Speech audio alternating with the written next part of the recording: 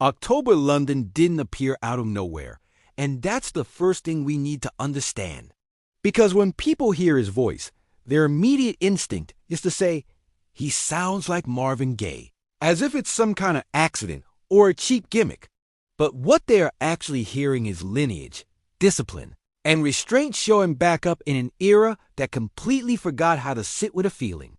October London is a black man deliberately moving against the grain of modern music culture, where everything is rushed, disposable, and algorithm-fed. He's doing something that feels almost defiant right now, slowing people down and simply asking them to listen. That alone makes him a massive outlier in a landscape built entirely on speed, volume, and attention hacking. You truly can't talk about October London without talking about what the industry removed before he ever arrived. Soul music didn't just disappear. It was actively pushed aside when it stopped being convenient.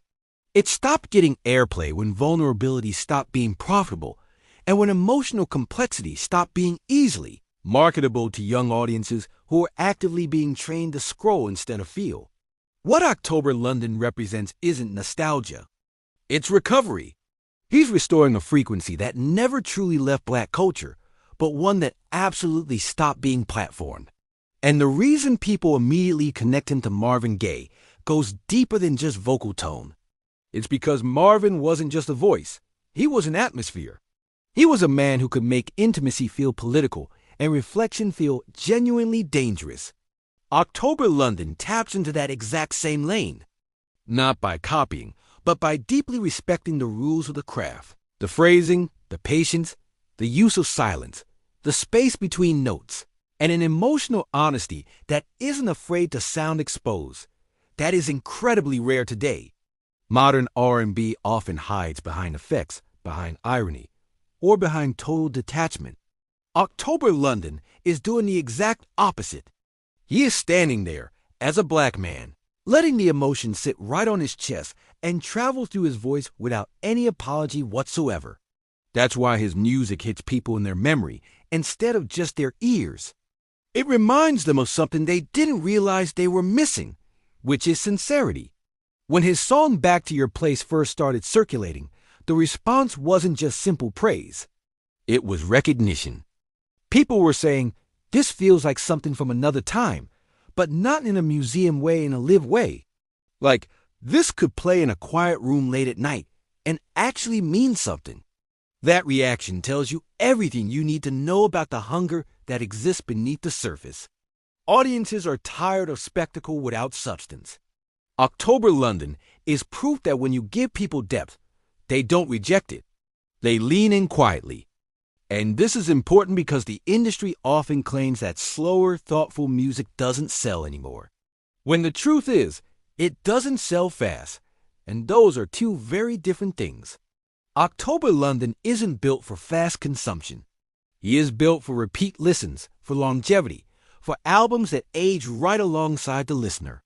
That puts him in direct contrast with a system that only wants instant results, viral moments, and disposable hits. This is where a story becomes less about a sound and much more about positioning. Being a modern soul artist means consciously accepting a different path. Fewer shortcuts, less noise, slower growth, but deeper roots. That choice mirrors the same dilemma that artists like Marvin Gaye faced decades ago when they chose meaning over momentum. October London is walking that line consciously. He isn't chasing controversy. He isn't oversharing for clicks.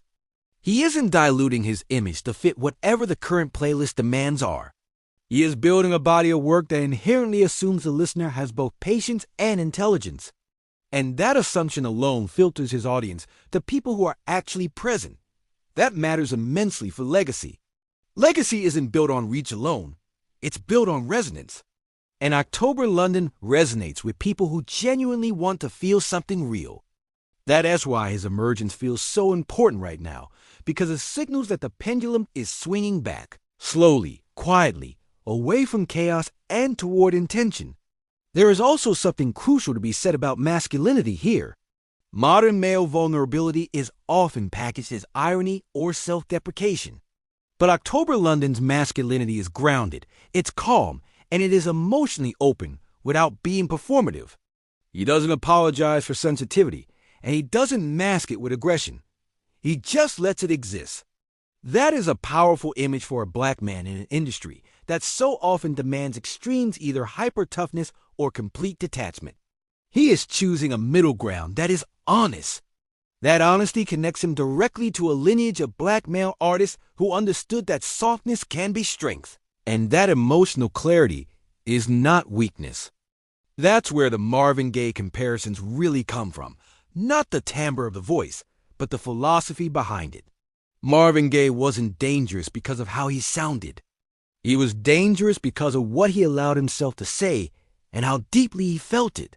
October London isn't political in the same overt way, but he is cultural in a quieter sense.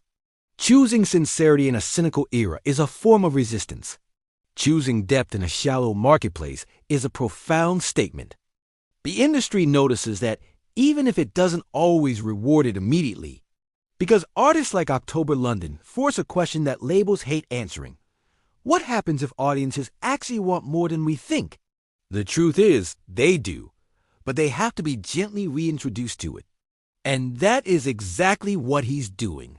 He's reintroducing patience, romance, and emotional accountability to a generation that has been trained to keep their guard up.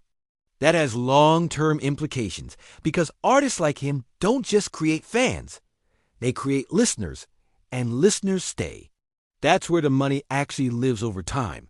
Not in one hit, but in catalogs that people return to again and again.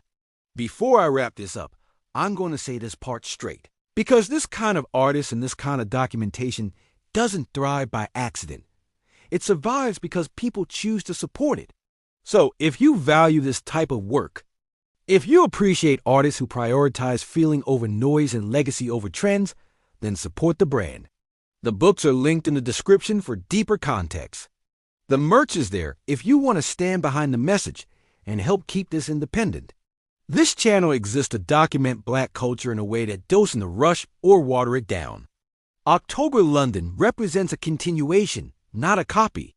He is a powerful reminder that soul never died. It just waited for the right moment to speak again. And that moment is now. Thank you so much for watching. If you appreciated this deeper dive, please like the video, subscribe for more analysis, and let me know your favorite October London track down in the comments.